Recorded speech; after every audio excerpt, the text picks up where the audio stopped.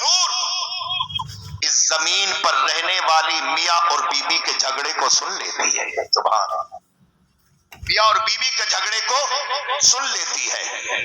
میاں اور بیوی کے جھگڑے کو سن کر اس کی قسمت میں آنے والی وہ حور جو جنت میں ہے اس جھگڑے کو سن کر جنت سے کہتی ہے اے نادان عورت یہ چند دن کا مہمان ہے اس کو تو ہمارے پاس آنا ہے. اس سے جھگڑا نہ کر, اس سے گالی گلوچ نہ کر, اس سے بدتمیزی نہ کر, بلکہ اس کے ساتھ حسن سلوک کر. اللہ اکبر. اب ذرا آپ اندازہ لگائیں ساتوں آسمان کے اوپر جنت میں رہنے والی حور زمین پر ہونے والے میاں اور بیوی کے جھگڑے کو سن کر کہتی ہے یہ چند دن کا مہمان ہے اس کو میرے پاس آنا ہے.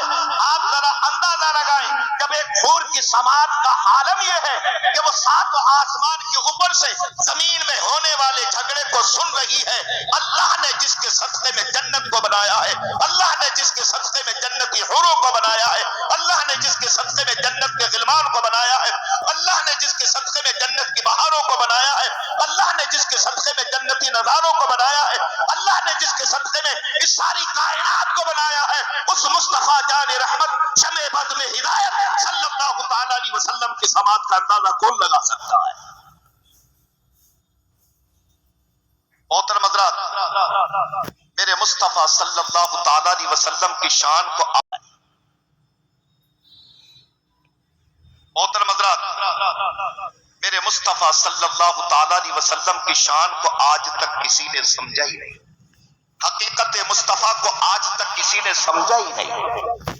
ام المؤمنین حضرت عائشہ صدیقہ رضی اللہ تعالی عنہا اپنے حجرے میں بیٹھی ہیں. نبی کریم صلی اللہ تعالی علیہ وسلم حجرے میں تشریف لے گئے. جب حجرے میں پہنچے تو آپ کی پیشانی پر پسینہ تھا.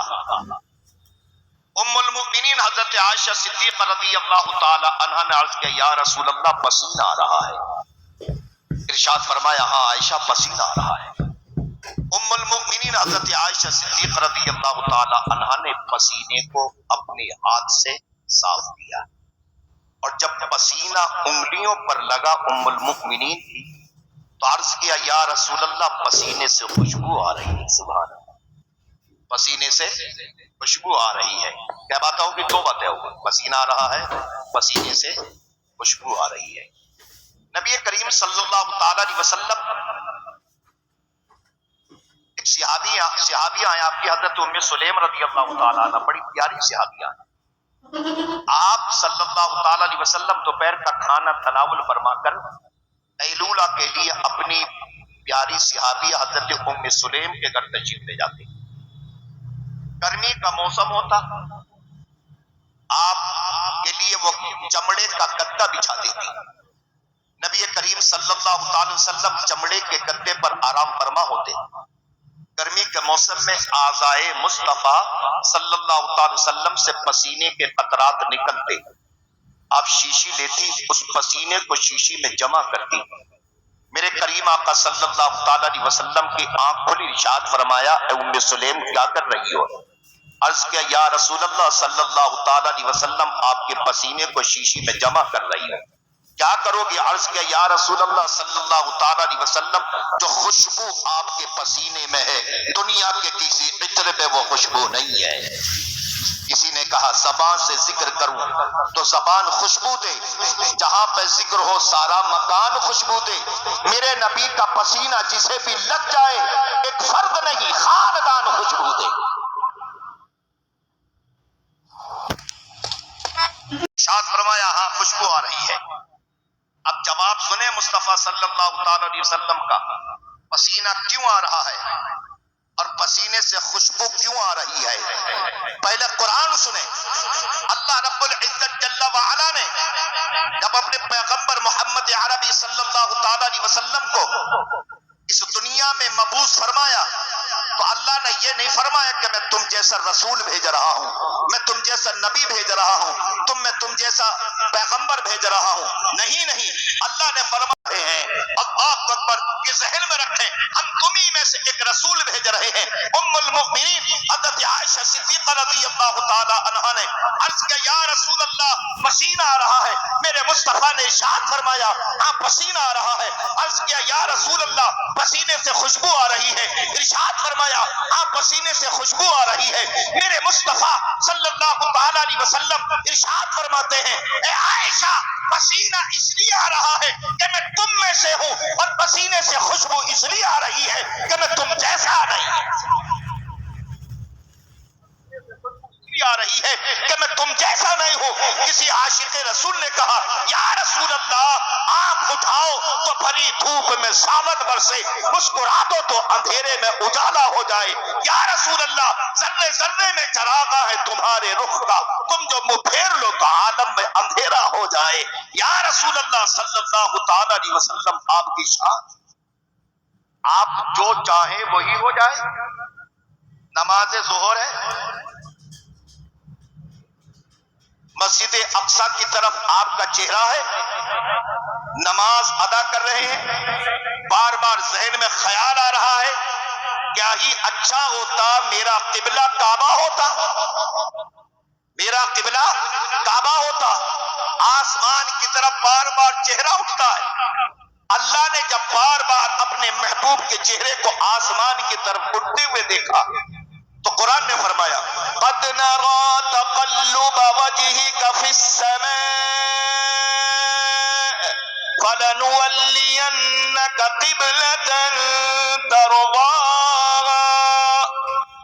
اے محبوب ہم بار بار آپ کا چہرہ آسمان کی طرف اٹھتا ہوا دیکھ رہے ہیں. اے محبوب ہم تمہاری مرضی کو پہچان رہے ہیں. اے محبوب ہم نے جان لیا تمہاری مرضی کیا ہے. اللہ فرماتا ہے فَوَلِّ وَجْهَكَ شَطْرَ الْمَسْجِدِ الْحَرَامِ. زور سے بولو سبحان اللہ. اللہ فرماتا ہے اے محبوب ابھی پھیر لو اپنا چہرہ مسجد اقصی سے مسجد حرام کی طرف. اللہ اکبر. مصطفیٰ صلی اللہ تعالی علیہ وسلم عرض کرتے پروردگار تیری نماز تو پوری ہو جائے, غیب سے آواز آتی ہے اے محبوب میری نماز بعد میں پوری ہوگی, پہلے تیری مرضی کو پورا کیا جائے گا, پہلے تیری مرضی کو پورا کیا جائے گا. محترم حضرات, نبی کریم صلی اللہ تعالی علیہ وسلم نے حضرت ابوبکر صدیق رضی اللہ تعالیٰ عنہ سے ارشاد فرمایا یا ابا بکر لم یعرفنی حقا, میری حقیقت کو میرے رب کے سوا کوئی نہیں جانتا ہے, میری حقیقت کو میرے رب کے سوا. ساتھ حضرت ابوبکر صدیق رضی اللہ تعالیٰ عنہ کی ذات مبارکہ جو خلوت میں جلوت میں اپنے پیارے حبیب صلی اللہ تعالی علیہ وسلم کے ساتھ رہے. اور حد تو یہ ہے شب ہجرت پیارے حبیب صلی اللہ تعالی علیہ وسلم نے حضرت ابوبکر صدیق سے ارشاد فرمائے اے صدیق آج کی شب چلنا ہے, مکے کو چھوڑ دینا ہے اور تمہیں ساتھ رہنا ہے, تیار رہنا. نبی کریم صلی اللہ تعالی علیہ وسلم نے ارشاد فرمایا حضرت ابوبکر صدیق نے عرض کیا یا رسول اللہ غلام حاضر ہے.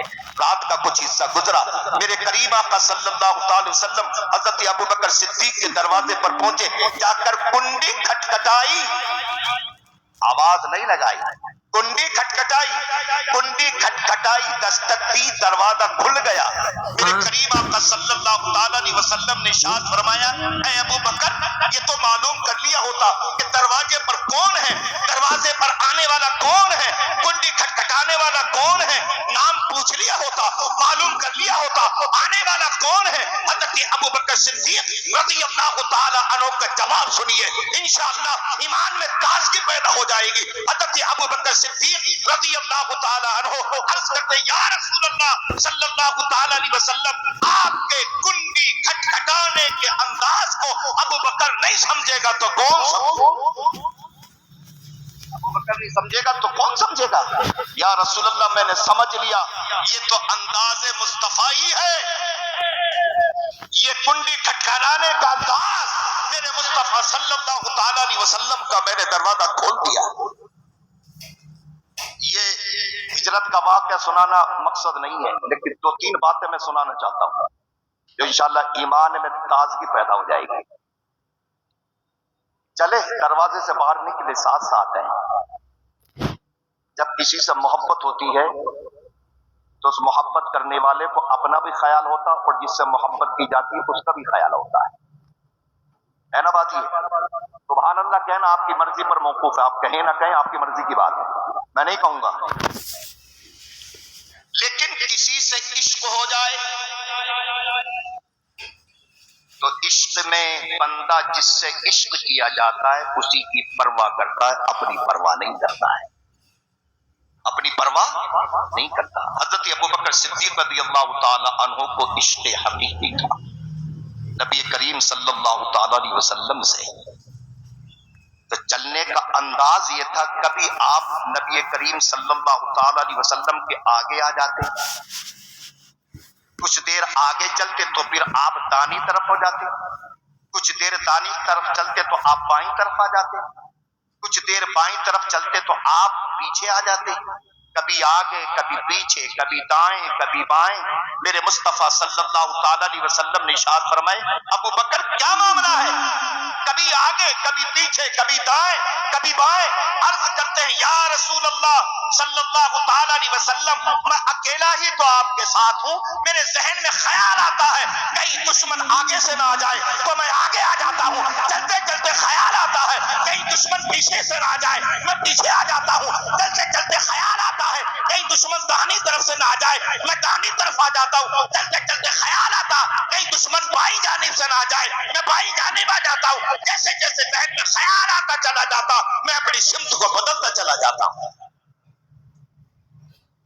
محترم اللہ، غار سور کے قریب پہنچے تو نبی کریم صلی اللہ علیہ وسلم سے عرض کی، یا رسول اللہ یہ مکے کے کھوجی بڑے خطرناک قدموں کے نشان دیکھتے دیکھتے ہمیں پالیں گے، آپ میرے کاندھوں پر آ جائیں۔ سبحان اللہ، زندگی کی سب سے بڑی نیکی جس کے بارے میں حضرت عمر فاروق اعظم رضی اللہ تعالیٰ عنہ نے کہا، میری زندگی کی ساری نیکیاں ابو بکر لے لیں، اپنی تمام نیکیوں میں سے ایک نیکی وہ دے دیں کہ جس وقت حضرت ابو بکر صدیق نے محبوب کریم صلی اللہ علیہ وسلم کو اپنے کاندھوں پر بٹھا کر غار سور کی طرف چلے گئے۔ سبحان اللہ، غار سور کے اندر چلے گئے۔ یہ تمام اژدہا کا معاملہ، سوراخوں کو بند کرنے کا معاملہ، اور یہ سب آپ نے سنا ہے، تمام سوراخ بند کر دیے گئے، مگر سانپ نے پھر بھی پہلی بار میں حملہ نہیں کیا، سر رگڑا، پہلے سر رگڑا، ایڑی نہیں ہٹی، پھر دوبارہ بھی سر رگڑا، ایڑی نہیں ہٹی، تیسری بار میں اپنا کام کیا۔ جب اپنا کام کیا درد ہوا، ایڑی نہیں ہٹی، زہر ایڑی میں پہنچا برداشت کیا، پنڈلی میں پہنچا برداشت کیا، ران میں پہنچا برداشت کیا، پیٹ میں پہنچا برداشت کیا، سینے میں پہنچا برداشت کیا، حلق میں پہنچا برداشت کیا، چہرے میں پہنچا برداشت کیا، آنکھ میں پہنچا، تکلیف ہوئی، آنکھ سے آنسو نکلا، میرے مصطفیٰ کے چہرے پر گرا، ارشاد فرمایا اے ابو بکر کیا ماجرا ہے؟ عرض کی یا رسول اللہ سانپ نے ڈس لیا ہے۔ ایڑی ہٹاؤ، کہاں ڈسا؟ ایڑی میں ہٹاؤ، ادھر ایڑی ہٹی ادھر دیدار کر لیا۔ سبحان اللہ، ادھر ایڑی ہٹی ادھر دیدار کر لیا۔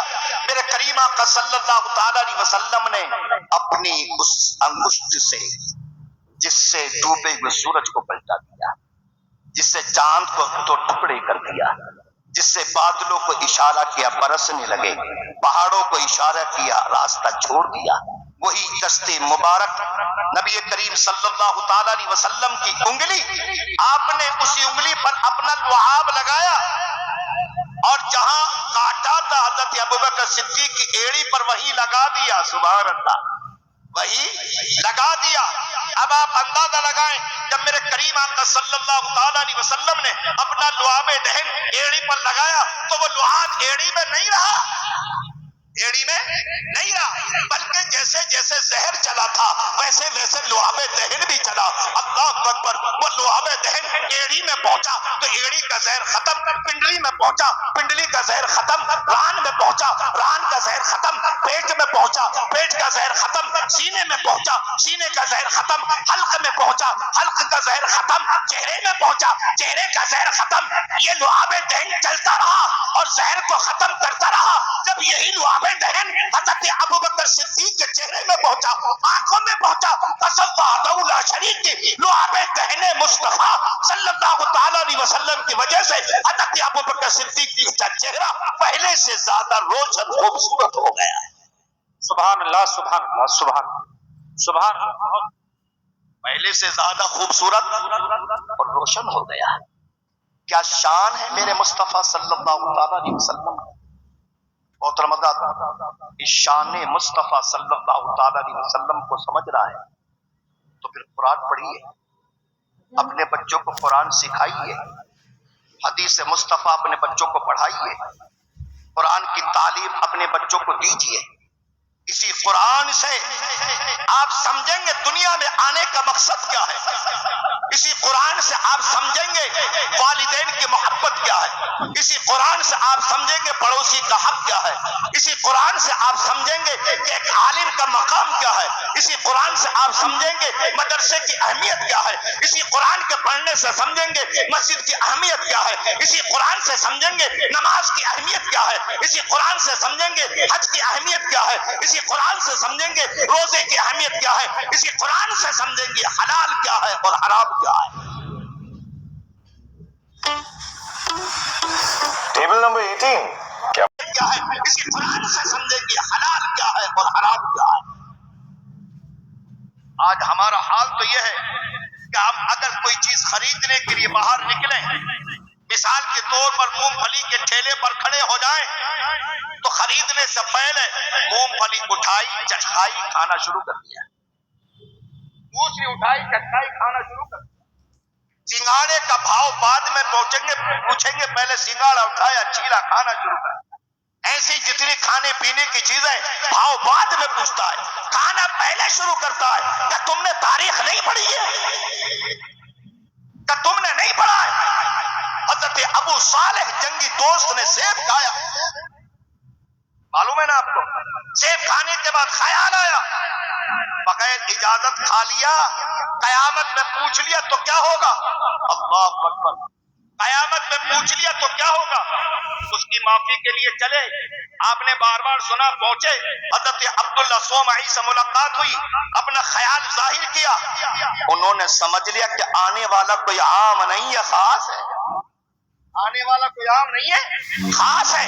محترم حضرات، وہ قید بھی آپ نے سنی، کہا کہ اس سیب کی معافی کے لیے 12 سال ہمارے باپ کی خدمت کرنا پڑی اور اپاہج بیٹی سے نکاح کرنا پڑے گا. 12 سال کی خدمت کے لیے منظور، لیکن یہاں آ کے اٹکے. پھر کہا اگر منظور نہیں ہے تو پھر قیامت میں اس کا حساب دیجیے. جب قیامت کا نمبر آئے تو آپ نے اس کو بھی قبول کر لیا، اس کو بھی قبول کر لیا. بہرکہ 12 سال گزر گئے. 12 سال گزر جانے کے بعد ایک نیا امتحان شروع ہوا. جب 12 سال گزرے، حضرت عبداللہ صومعی نے کہا کہ جاؤ درخت سے شیریں انار توڑ کے لاؤ، میٹھا انار توڑ کے لاؤ. آپ گئے درخت سے انار توڑا، لا کے دیا. انہوں نے اس انار کو توڑا، کھایا تو کہا یہ تو ترش ہے، میٹھا لے کے آؤ. پھر توڑا، پھر لا کے دیا، وہ بھی ترش. پھر توڑا، پھر لا کے دیا، وہ بھی ترش. حضرت عبداللہ صومعی نے کہا کہ تمہیں معلوم نہیں 12 سال ہو گئے باغ میں رہتے رہتے تمہیں یہ پتہ نہیں ہے کس درخت کا پھل میٹھا ہے کس کا ترش ہے. حضرت ابو صالح جنگی دوست نے جواب دیا، ایک سیب کی معافی کرانے میں 12 سال لگ گئے. باقی تمہارے باپ کی خدمت 12 سال کی ہے، لیکن قسم وحدہ لا شریک کی آج تک کسی درخت سے پھل توڑ کر نہیں کھایا ہے. مجھے معلوم نہیں ہے کس درخت کا پھل میٹھا ہے اور کس کا ترش ہے. ہم نے کبھی سوچا ہمارا حال کیا ہے؟ یہ تو ان کا حال ہے اور ہمارا حال کیا؟ اگر ہمیں باغ کی رکھوالی کے دے دیا جائے تو ہر روز ٹوکروں کے ٹوکرے گھر کے لیے آتے ہیں بغیر اجازت. بغیر اجازت ٹوکرے کے ٹوکرے گھر پہ آتے ہیں. اگر یہی گنا چھیلنے کے لیے چلا جائے تو اگولے میں 6-7 گنے پہلے سے تو کھا لیتا ہے. کیا وہاں پتہ نہیں چلا کہ بغیر اجازت کھانے کا معاملہ کیا ہے؟ یا دنیا میں بھی حساب مشکل ہے اور آخرت میں بھی حساب مشکل ہے. بزرگان دین کے صرف واقعات سنیے بلکہ ان کی واقعات سے ان کی زندگی سے سبق حاصل کیے. 12 سال تک زمین نے گوارا نہیں کیا، حضرت ابو صالح کی زمین نے گوارا نہیں کیا کہ کسی درخت سے پھل توڑ کر کھا لو. इंसान जो कर रहा वो समझ रहा कि कोई आंख देख नहीं रही है, क्या ये लिखा नहीं जा रहा है, कोई हमें देख नहीं रहा है। हर चीज का वजन किया जाएगा, तराजू तैयार है, जैसे आप तोल के देते वैसे वहां भी तोल तैयार है। यहाँ के पल्ले इतने इतने बड़ी होते हैं, quintal, 2 quintal, 10 quintal, 50 quintal, 100 quintal तोल सकते हैं, लेकिन वहां के पल्ले उसके भी 2 पल्ले हैं और बीच में मुठिया है। तोलने वाले कौन? हजरत जिब्रील अमीन अलैहिस्सलातु तस्लीम। निगरां कौन है? हजरत आदम अलैहिस्सलातु सलाम वहां पर खड़े हैं, क्योंकि उन्हीं की औलाद के नेक और बद अमाल का वजन किया जा रहा है। और पल्ला कितना बड़ा है मालूम है आपको? एक पल्ला इतना बड़ा है कि एक पल्ले में 7 जमीन 7 आसमान समा जाए। अल्लाह। एक पल्ले में 7 जमीन 7 आसमान समा जाएंगे। एक तरफ जन्नत है, एक तरफ जहन्नम है। नेकियों वाला पल्ला जन्नत की तरफ है और गुनाहों वाला पल्ला जहन्नम की तरफ है। तोल हजरत जिब्रील अलैहिस्सलाम के सामने निगरानी के लिए खड़े हजरत आदम अलैहिस्सलाम।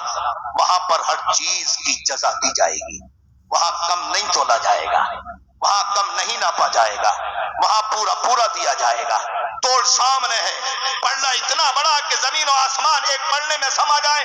हजरत दाऊद अलैहिस्सलाम अर्ज करते परवरदिगार आलम, इस नेकियों वाले पल्ले में जिसमें जमीन और आसमान समा जाए, इसको कौन भरेगा?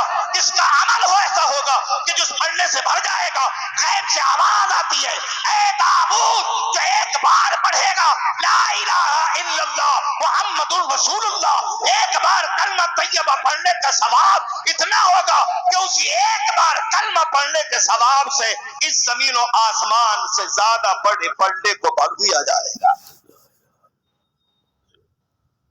और मोहतरम हर चीज सामने होगी। वहां पर गुनाहों के दफ्तर होंगे, दफ्तर खुले होंगे।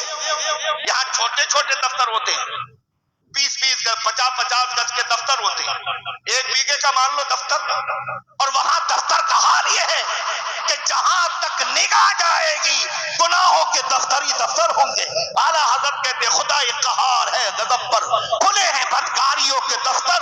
खुदा कहार है गजब पर, खुले हैं बदकारियों के दफ्तर। बचा लो आकर शफीए महशर, तुम्हारा बंदा अजाब में। तुम्हारा बंदा अजाब में। मोहतरम इंसान समझता कि मैंने करोड़ों रुपये शादी में खर्च कर दिए। आजकल का मामला ऐसी है ना, विरासत की तरफ तवज्जो नहीं है कि बाप की विरासत में बेटी का भी हक है। कुरान फरमाता फलिज़्ज़करी मिस्लु हज़्ज़िल उन्सयैन, अगर किसी के पास बेटे भी और बेटियां भी हैं तो फिर 2 हिस्से बेटे के बाप के माल में, 1 हिस्सा बेटी का है। करोड़ों का जहेज दे देता है, लेकिन बहन का हक, बेटी का हक नहीं देता जाता। बेटी का हक विरासत में नहीं देता। ये करोड़ों का दहेज देने के बाद भी ये समझे कि मैंने हक अदा कर दिया, नहीं। जब तक का विरासत का हक बेटी तक पहुंचाया ना जाएगा उस वक्त तक हक अदा नहीं होगा। आज हमारे तो मामला बड़े खराब है, हमारी तो ब्याह शादी बड़े खराब है। निकाह को हमने इतना मुश्किल कर दिया कि मजबूर बाप की बेटी आंखें मुंह बंद करके रोती है, मेरा क्या होगा। मोहतरम हज़रात, हमने सिर्फ अपने को देखा, दूसरे को नहीं देखा। हम सिर्फ अपने गिरबान में झांक रहे हैं, दूसरे को नहीं देख रहे। हम सब सिर्फ और सिर्फ अपना भला चाहते हैं, लेकिन दूसरे का भला नहीं चाहते। मोहतरम हज़रात, याद रखें आप लोग, ये जरूरी है कि रिश्ता माल और दौलत की बुनियाद पर नहीं, खूबसूरती की बुनियाद पर नहीं, बल्कि दीन मुस्तफा सल्लल्लाहु ताला अलैहि वसल्लम की बुनियाद पर किया जाए। सुभान अल्लाह, सुभान। इसलिए कि माल दौलत सब फना होने वाली चीजें हैं, ताकत, शोहरत, कुव्वत, हुस्न, जमाल सब फना होने वाली चीजें हैं। ये माल और दौलत सब फना होने वाली चीजें हैं। ये दीन, ये इस्लाम आज भी बाकी रहेगा, कल भी बाकी रहेगा। ऐ दुनिया वालों, अगर तुमने दुनिया को देखा है तो फिर दुनिया की रंगीनियों में तुम ऐसे मस्त हो गए कि तुमने अपनी मौत को भुला दिया, अपने दुनिया में आने के मकसद को भुला मुराद यार कुरान तो फरमाता अल-माल वल-बनून ज़ीनतुल हयातिद दुनिया वल बाक़ियातुस सालिहात। सुभान अल्लाह, सुभान अल्लाह। ये औलाद, ये माल, ये ताकत, ये कुव्वत, ये शोहरत, ये चमक, ये दमक सब तुम्हारी दुनिया का सिंगार है। बाकी रहने वाले तो तुम्हारे नेक अमाल है। अल्लाह ने दिया है तो ऐसी जगह खर्च कीजिए जिससे अल्लाह भी राजी हो और रसूलुल्लाह भी राजी हो। एक खराबी और है हमारी कौम मुस्लिम कि ये पठान है, ये तुर्क है, हम तो अफगान है, हम तो शेख है। वो बरादरी पे मरा चला जा रही है। हमारी तो बरादरी बहुत बड़ी है। हम तो पठान कहलाते हैं, सादाब कहलाते हैं। हमारा मुकाबला कौन करेगा? हम तो तुर्क हैं, हमारा मुकाबला कौन करेगा? हम तो शेख हैं, हमारा मुकाबला कौन करेगा? अरे पढ़ो तारीख, कायनात के ताजदार मोहम्मद अरबी सल्लल्लाहु ताला अलैहि वसल्लम ने हजरत बिलाल रज़ियल्लाहु ताला अन्हु को जब काबे की छत पर चढ़ाया तो क्या बरादरी पूछी? नहीं। ऐ बिलाल तेरा खानदान क्या है? ऐ बिलाल तेरा नसब क्या है? नहीं नहीं, मेरे करीम आका सल्लल्लाहु ताला अलैहि वसल्लम ने देखा कि मेरा आशिक है। और कुरान तो फरमाता या अय्युहन नासु इन्ना खलकनाकुम मिन ज़करिन व उन्सा व जअलनाकुम शुऊबन व क़बाइला लितआरफू इन्न अक्रमकुम इंदल्लाहि अत्क़ाकुम। कुरान ने सारे रास्ते बंद कर दिए। ऐ दुनिया वालों, अगर तुम अल्लाह की बारगाह में महबूब होना चाहते हो, मकबूल होना चाहते हो, पसंदीदा होना चाहते हो तो मुत्तकी परहेजगार हो जाओ। जब मुत्तकी हो जाओगे, परहेजगार हो जाओगे, अल्लाह की बारगाह में महबूब और मकबूल हो जाओगे। सुभान अल्लाह, सुभान। नारे तकबीर, नारे रिसालत, मसलके आला हजरत, उलमाए अहले सुन्नत, जश्न दस्तार बंदी, नारे तकबीर, नारे रिसालत। सुभान अल्लाह, सुभान सुभान। आदमी ने समझा कि मालो दौलत को इकट्ठा कर देना कामयाबी, किसी ने समझा कि तख्त और ताज को हासिल करना कामयाबी है, किसी ने समझा जाहो हशमत का नाम कामयाबी है, किसी ने समझा कि सियासत में 2-4 कदम आगे बढ़ गए तो इसका नाम कामयाबी है। आज सियासत का हाल भी बड़ा खराब है और हमारी कौम का हाल भी बड़ा खराब है। हमारी कौम का भाई 500 रुपए में, 1000 रुपए में कचहरियों में जाकर अपने भाई के खिलाफ झूठी गवाही और जिंदगी भर के लिए अपने भाई की गर्दन को फंसा देता है। अरे जरा बताओ तो सही, क्या थाने में कोई फरिश्ता लगा हुआ माज़अल्लाह जो आके बता रहा कि फला जगह ये काम हो रहा है? अरे हम ही में का दलाल है, गद्दार है जो जाकर खबर देता है। क्या उनके पास कोई फरिश्ता है जो आ रहा क्या फला जगह फला काम हो रहा, जाओ चले जाओ? नहीं, हम ही में का जाता है, जासूसी करता है। और कुरान फरमाता वला तजस्ससू, जासूसी ना करो। 500 रुपए मिले, 1000 रुपए मिले और अपने भाई की हक में झूठी गवाही देकर उसकी गर्दन को फंसा दिया, वो गया बेचारा। नहीं, अक्सर बेहतर हाल में क्या अगर महल्ले में 300 घर है मुसलमानों के तो समझ लो, ऐसे समझिए कि तकरीबन वो दलाल मिलेंगे आपको। Snapchat filters and lenses are समझिए कि तकरीबन वो दलाल मिलेंगे आपको। वो दलाल ऐसे इंसान की गर्दन काट कर चौराहे पर लटका दिया जाए, उसका अंजाम ही है। ऐसे जासूस का अंजाम ही है। फिर रोना फिर हो जाता कि कौम मुस्लिम तो बर्बाद हो गई। अरे भाई तूने तो 1000 रुपए में बेच दिया अपने आप को। जब वोट का नंबर आया तो कभी प्रधान के हाथ में बिक रहा, कभी एमएलए का हाथ में बिक रहा, कभी एमपी का हाथ में बिक रहा, कभी 1000 रुपए में बेच दिया, कभी 2000 में बेच दिया, कभी 5000 में बेच दिया। ऐसे दलाल लगे हुए, ऐसे खरीदने वाले दलाल आए, उनसे कह दो हमारी जिंदगी का सौदा ना करो, हमारी जिंदगी का सौदा तो हमारे मुस्तफा ने कर दिया। सुभान अल्लाह, सुभान अल्लाह। मोहतरम हज़रात, मुसलमान कभी बेकार नहीं है, मोमिन कभी बेकार नहीं हो सकता है। मोमिन को तो कुरान ने अफजल कहा है, मोमिन को तो कुरान ने आला कहा है। جس کو قرآن نے اعلیٰ کہہ دیا ہو، جس کو قرآن نے افضل کہہ دیا ہو، ساری کائنات مل کے اسے دبونا چاہے، پست کرنا چاہے، ہرگز پست نہیں کر سکتی ہے۔ قرآن فرماتا ہے وَلَا تَهِنُوا وَلَا تَحْزَنُوا وَأَنْتُمُ الْأَعْلَوْنَ إِن كُنتُم مُؤْمِنِينَ۔ نہ کرو، پریشان نہ ہو، تم ہی افضل ہو، تم ہی اعلیٰ ہو، شرط یہ ہے کہ کامل ایمان والے ہو جاؤ، کامل ایمان والے ہو جاؤ۔ سمجھتا کہ سیاست میں 2-4 قدم آگے بڑھ گیا تو سمجھتا کہ اب میرا مقابلہ کرنے والا کوئی نہیں ہے۔ خاندان بڑھاؤ گے سمجھتا کہ اب ہمارا مقابلہ کرنے والا کوئی نہیں، اور اگر قسمت سے اللہ نے 2-4-6 لڑکے دے دیے تو سمجھتا کہ اب تو لاٹھیوں میں دھواں نکلے گا، اب ہمارے سامنے نہیں آئے گا کوئی، اب تو ہماری چلے گی۔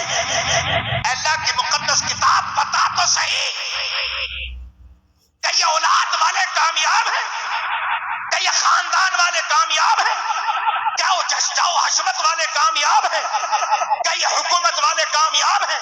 ارے قرآن تو کہتا اگر حکومت کی بنیاد پر کوئی کامیاب ہوتا تو سب سے زیادہ فرعون نمرود کو کامیاب ہونا چاہیے تھا، مال و دولت کے بلبوتے پر کو کامیاب ہوتا قارون کو کامیاب ہونا چاہیے تھا، تخت و تاج کی بنیاد پر کوئی کامیاب ہوتا تو یزید کو کامیاب ہونا چاہیے تھا، لیکن یہ تو وہ لوگ ہیں جن پر اللہ کی بھی لعنت ہے، فرشتوں کی لعنت ہے، تمام انسانوں کی لعنت ہے۔ اللہ کی مقدس کتاب بتا تو صحیح، کہہ لو کامیاب ہے۔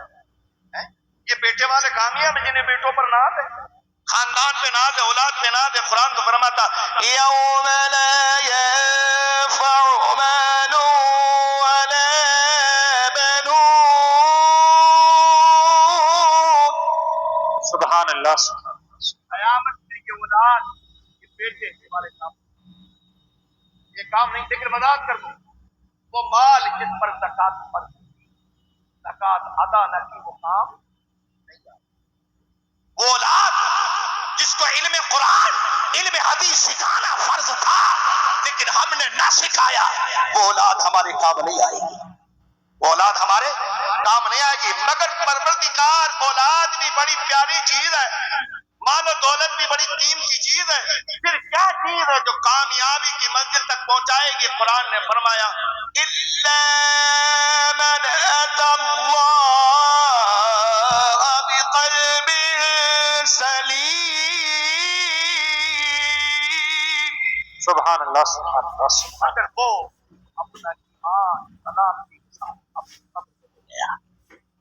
اپنے ایمان کی حفاظت کی، دنیا میں بھی اپنے ایمان کی حفاظت کی اور آخرت میں بھی اپنے ایمان کی حفاظت کی، اور کلمہ طیبہ پڑھتے پڑھتے دنیا سے چلا گیا۔ اے لوگوں، قرآن پڑھو، اپنے بچوں کو قرآن سکھاؤ۔ قرآن کے پڑھنے والے کا مقام مرتبہ بہت بلند و بالا ہے۔ اگر یہ حفاظ و قرہ اس سرزمین پر نہ رہیں تو قیامت آ جائے گی، ختم، کچھ باقی نہیں رہے گا، کچھ باقی نہیں رہے گا۔ حضرت انس بن مالک رضی اللہ تعالی عنہ فرماتے ہیں کہ قیامت میں اللہ رب العزت جل وعلا حفاظ و قرہ سے ارشاد فرمائے گا بذریعہ حضرت جبریل امین علیہ الصلوۃ والتسلیم، اللہ ارشاد فرمائے گا فرشتے اعلان کر دو قیامت میں تمام بندوں کی صفیں بنی کھڑی ہے، سب لوگ کھڑے ہیں، سب بس اعلان کر دو جا کر میرے قرآن کی تلاوت کرنے والے، میرے قرآن کو سینوں میں محفوظ کرنے والے، میرے قرآن پر عمل کرنے والے، میرے قرآن کا ادب کرنے والے، تلاوت کرنے والے، ان صفوں سے نکل کر الگ ہو جائیں۔